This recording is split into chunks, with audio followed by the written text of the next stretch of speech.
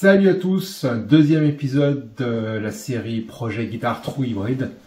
On a vu dans le premier épisode comment préparer les usinages avec la réalisation des gabarits et on va voir dans ce deuxième épisode l'usinage du corps où tout ne se passe pas forcément comme prévu et aussi quelques petites adaptations comme le remplacement de la prise jack d'origine avec une plaque carrée par une prise jack ovale que je veux noyer dans le corps ou aussi la fixation du manche qui est originalement prévue avec la belle plaque chromée Harley Benton que je préfère fixer avec des petits inserts noyés dans le corps.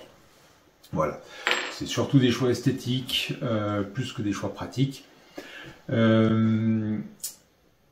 Toujours bien sûr dans le respect des objectifs tels qu'ils ont été décrits dans le premier épisode et donc en anticipant ce qui va arriver, en tout cas en essayant d'anticiper ce qui va arriver lorsque c'est possible, et quelques opérations supplémentaires resteront à faire sur ce corps, ne seront pas possibles à réaliser pour l'instant tant que le projet n'est pas plus avancé.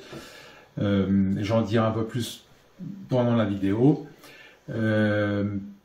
J'ai toujours des petits problèmes de prise de son, désolé pour ça. J'essaye d'améliorer petit à petit avec le traitement pendant le montage et aussi pendant que je tourne. Il y a mon chauffage soufflant qui se met en route.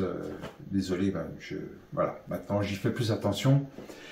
En attendant, merci pour votre indulgence.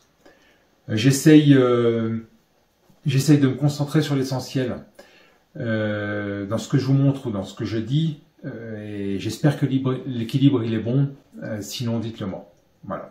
Et ben c'est parti, rendez-vous à l'atelier.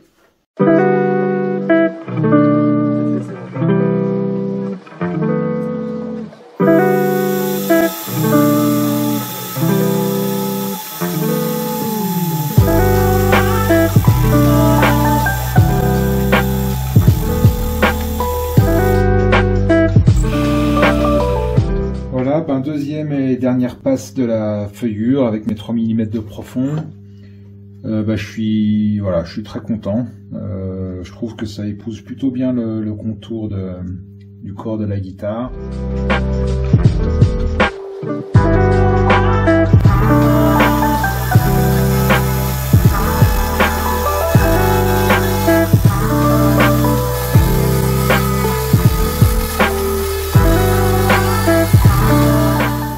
Donc je me suis fait juste de petites verrues là pour dévier la fraise, le guide et la fraise à chaque fois que je passe devant le point de fixation de la sangle, mais aussi pour la fixation du jack, j'ai oublié.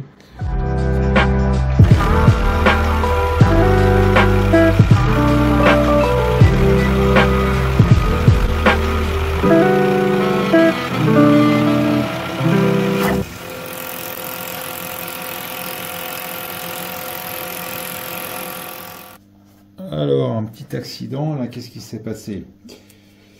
Je suis repassé dans la passe, là, avec la même profondeur qu'avant, c'est-à-dire que jusqu'à mon petit bossage, là, j'ai rien usiné. Et au moment où je suis arrivé sur ma petite verrue, là, qu'est-ce qui s'est passé? La fraise avec le guide se sont décalées. Et on usinait, en se décalant comme ça, on usinait de la matière qui, elle, n'était pas encore creusée. Ça veut dire que là, j'avais déjà une gorge toute faite. La fraise ne travaillait pas, on va dire. Et au moment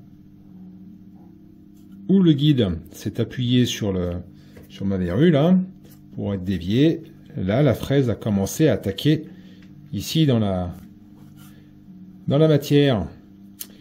Et on voit bien que comme la fraise tourne comme ça, elle a avalé. Et du coup, elle est partie à fond la caisse vers la droite. Et elle m'a décollé mon petit bout de verrue, là, de contreplaqué. Et a explosé mon guide Mon guide imprimé, là, c'est sûr que c'est pratique, mais c'est pas très costaud. Bon, vaut mieux ça plutôt que d'avoir encore plus tapé dans la matière. Là, les dégâts sont plutôt minimes dans le bois. En tout cas, j'ai pas été abîmé a priori de la matière là où il fallait pas. Enfin, j'espère pas. On verra ça. Je vais nettoyer un petit peu et si un petit, peut-être un tout petit peu ici. Ça n'a pas l'air trop grave. Bon, ben voilà. Hein, il faut connaître la théorie, mais il faut aussi l'appliquer. Il faudra que je fasse attention là quand j'en serai ici. Je vais commencer par faire quelques petites passes pour dégager un petit peu le bois là, de manière à ce que ça ne refasse pas la même chose.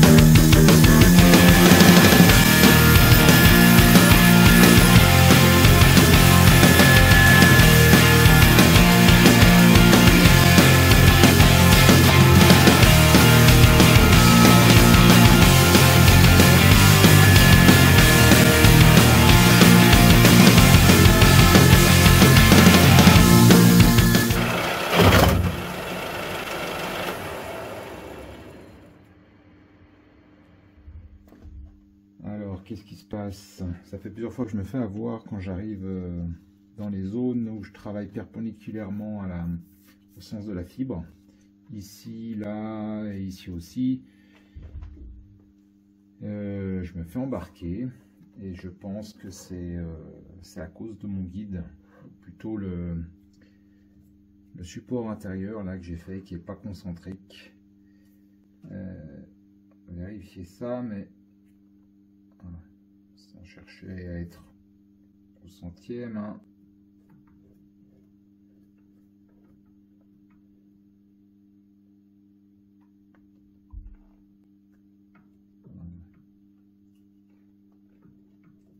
Voilà.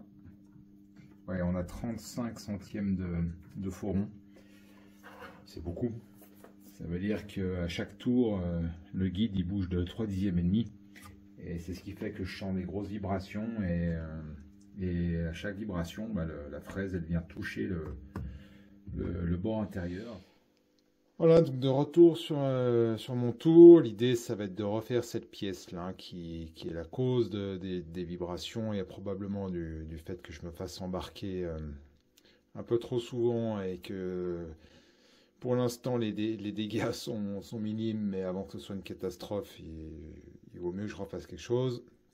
L'idée, c'est de refaire cette pièce qui, c'est dommage parce qu'on peut presque parler d'une œuvre d'art. Hein. C'est quand même une très très belle pièce. Mais ce qu'on cherche là, c'est d'abord la fonctionnalité et les 3 dixièmes et demi d'écart. Je pense que c'est la différence d'épaisseur qu'on peut voir entre ce côté-là et ce côté-là du tube. Donc ce que je vais faire, c'est que je vais repartir d'un tube un peu plus épais, usiner l'intérieur et sans démonter la pièce du mandrin, usiner ici mes 17 mm qui correspondent au diamètre intérieur de mon roulement. Donc comme ça, sans démontage de la pièce, je suis sûr d'avoir une très bonne concentricité. Mon tube étant épais, je devrais pouvoir percer et tarauder directement pour mettre ma petite vis de blocage.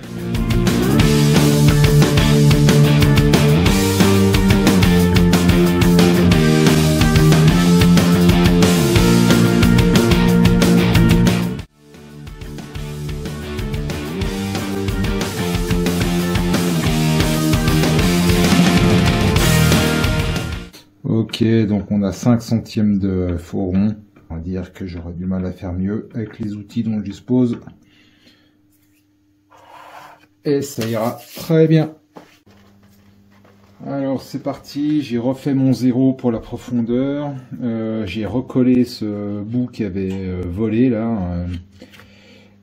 Pourquoi? Je suis pas sûr qu'il reste grand chose une fois que j'aurai fait mes deux passes, mais je vais me servir de cette surface là qui reste du plateau pour l'appui de la semelle de la défonceuse quand je ferai mon quart de rond. Donc le plus il me reste de matière au centre et le plus stable je serai avec ma défonceuse. Voilà.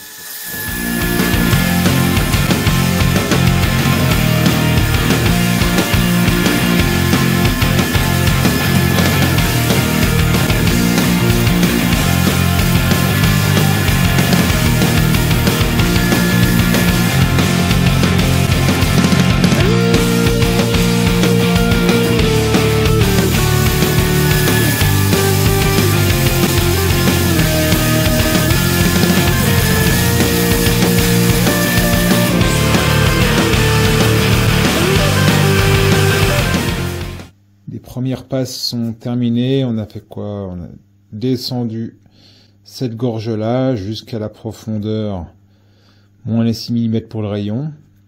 Donc voilà la gorge qu'on a fait là pour l'instant. La prochaine chose à faire, c'est de descendre jusqu'à la profondeur définitive comme ça et de laisser ce quart de rond que je vais usiner avec une fraise spécifique. Je me suis imprimé une nouvelle bague qui fait 66 au lieu de 54 pour mettre autour de mon roulement.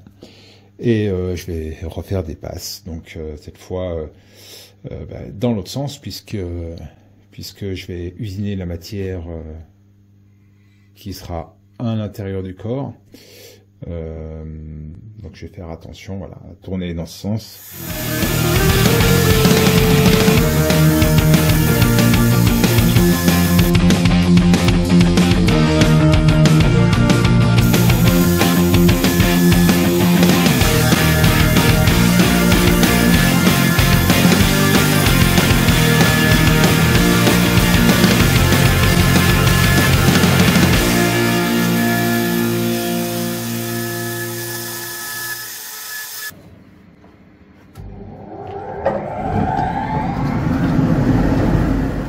Ok, voilà, la deuxième gorge est faite.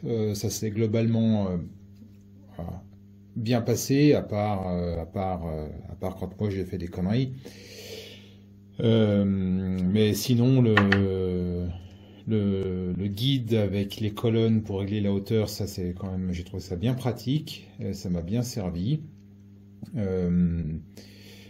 La fraise pour aluminium, elle donne des résultats finalement pas si mauvais que ça. En tout cas, on voit le fond de la gorge donne un état de surface impeccable. Maintenant, je vais faire le quart de rond, donc enlever la petite marche que j'ai laissée, qui fait 6 mm par 6 mm. Pour ça, je vais prendre, c'est en fait à la base une fraise à affleurer. J'ai enlevé le petit roulement qui allait au bout. J'en ai une autre, hein, donc celle-là elle va être sacrifiée, mais je vais enlever ce petit téton là autour. Et j'ai trouvé un petit roulement, j'ai imprimé une bague pour que le diamètre extérieur fasse 22 comme cette fraise là. Bon, moi j'ai pas réussi à enlever tout le téton, il manque vraiment pas grand chose, mais je vais être malheureusement obligé d'utiliser un autre de mes outils de précision. Et puis on va aller doucement faire un travail bien propre.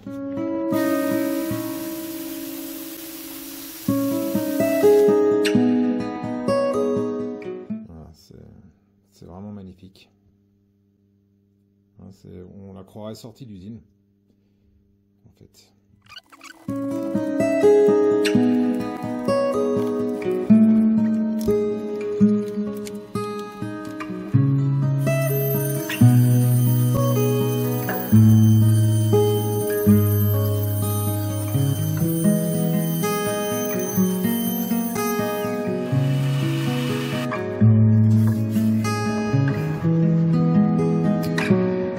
Voilà, on a un bel arrondi, un bon congé en fond de gorge là. Franchement, je suis content.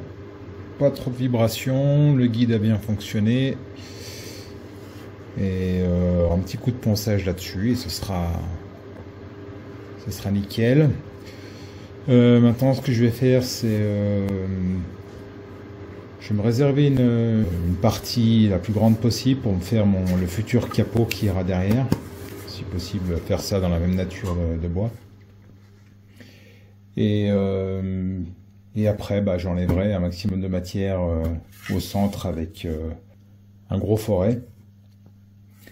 Et je finirai le fond avec la fraise de 16 là, qui donne des bons résultats, juste pour le dernier millimètre. Voilà, mais sinon, je suis assez content. Il restera à réparer les parties qui ont éclaté à cause de mes dérapages. J'hésitais à refaire des pièces, à les coller, à les refraiser, mais bon, c'est quand même pas des grosses zones. Donc je pense que je vais me faire une pâte à bois avec de la sciure et de la colle à bois. Et ça ira très bien.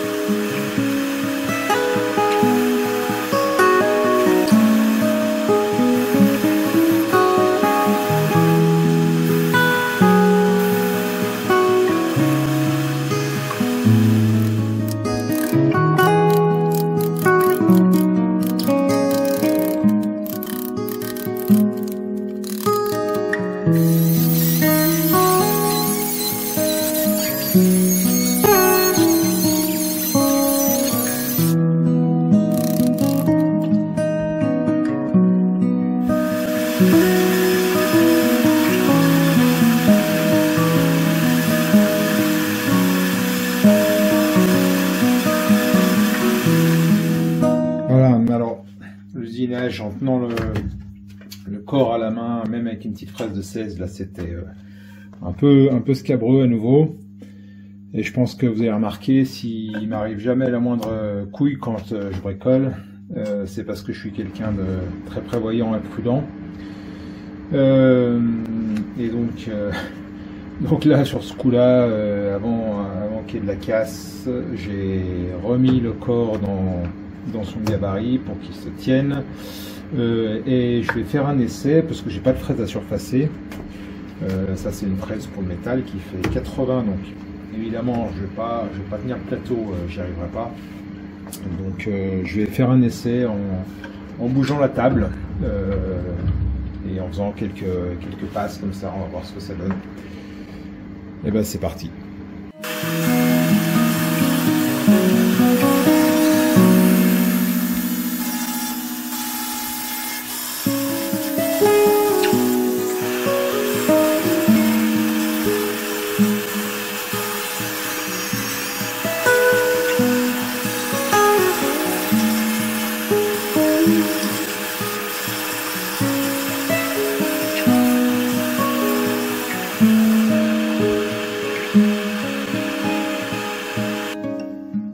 J'ai remis ma fraise de 16 là finalement. Je sais pas si c'était une super idée là, la grosse fraise à plaquette de carbure. Je sais pas si j'ai gagné beaucoup de temps. De toute manière, j'arrive pas à aller partout, donc voilà.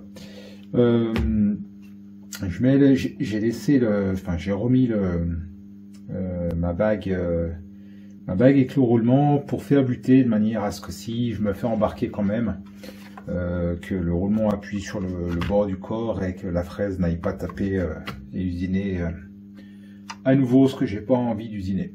Voilà. Donc normalement là je suis tout juste bien, je suis avant mon rayon, donc il y a pas de problème normalement.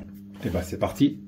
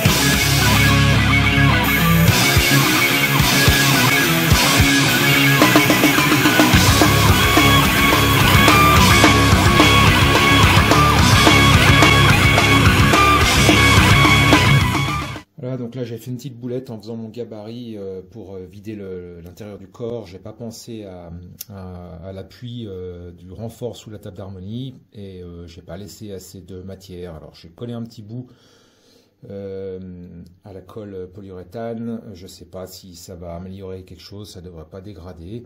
Donc là, je vais ziner avec cette fois en utilisant les verniers, le déplacement de la table. Je me suis bien sûr assuré que le corps était parfaitement aligné avec les axes de la machine pour avoir des usinages bien perpendiculaires ou bien dans l'axe du corps.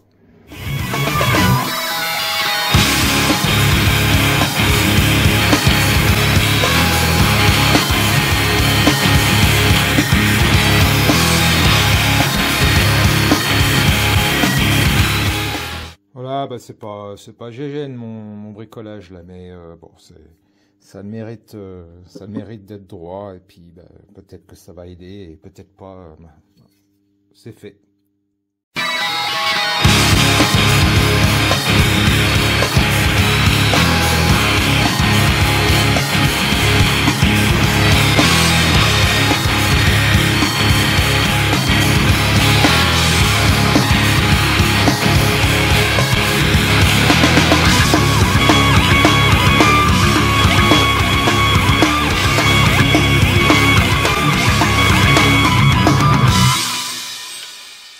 Voilà, bon, on a un corps qui est pratiquement terminé. Moi je trouve qu'on est plutôt bien. J'ai mis une petite couche de vernis intérieur en mat pour protéger le bois de l'humidité. Toutes les surfaces ne sont pas traitées, hein. Évidemment que les surfaces où il y aura de la colle, j'ai épargné pour pas qu'il y ait du vernis dessus. À l'extérieur, il y a aussi quelques zones qui sont plus traitées parce que je les ai poncées, découpées. C'est pas très grave, on a quand même des volumes assez massifs. Je pense pas que ça se déforme. Et il y a sur toute la surface extérieure du corps, on voit bien, il y a un petit fond dur qui protège le bois. Qu'est-ce qui va rester à faire éventuellement sur ce corps? Vérifier la hauteur du manche par rapport au chevalet quand il sera dans sa position définitive avec le sillet à l'intérieur. C'est pour ça que je le ferai éventuellement, si c'est pas nécessaire, je laisse comme ça, mais je ferai éventuellement cet usinage là pour ajuster la hauteur du manche quand tout sera collé et que je serai dans la configuration définitive. Qu'est-ce qu'il pourrait avoir encore à faire? C'est à y coller un contrepoids. Alors ça, j'aimerais vraiment éviter. L'objectif étant d'avoir quelque chose qui soit jouable. Évidemment que avec toute la masse qui a été enlevée du corps, on va avoir une guitare qui aura tendance à plonger, le manche étant sûrement plus lourd que le corps. Voilà, moi je veux juste m'assurer que le centre de gravité soit quelque part entre les deux points de fixation des sangles et qu'elle n'ait pas tendance à plonger même quand elle est accrochée au cou, quoi. Qu'est-ce qu'il va encore falloir prévoir? Ben oui, la trappe d'accès à l'électronique, et ça c'est pareil. Je sais pas encore exactement combien j'aurai de potentiomètre, ça ce sera dans une future vidéo, et aussi si j'aurai besoin de cette trappe pour monter les micros, probablement que oui. Et donc c'est au moment de l'assemblage avec la table d'harmonie que je vais pouvoir me rendre compte comme il faut. Donc c'est à ce moment-là que je vais prévoir la forme et l'usinage de la trappe d'accès qui sera probablement ici au milieu et en bas. Voilà, bon, en conclusion, je suis plutôt content du résultat là pour l'instant. On a quelque chose qui me semble cohérent, qui promet d'être un objet éventuellement plus que décoratif. Et la suite, c'est quoi? La suite, c'est de s'attaquer à la table d'harmonie. Et c'est ce que nous verrons dans le prochain épisode, avec toujours de l'usinage du bois, mais cette fois en prenant un peu plus en compte des considérations acoustiques. Et donc on se rapproche petit à petit un peu plus du métier de luthier. Voilà, merci d'avoir regardé jusque-là. Je vous souhaite de beaux bricolages, de beaux projets en toute sécurité.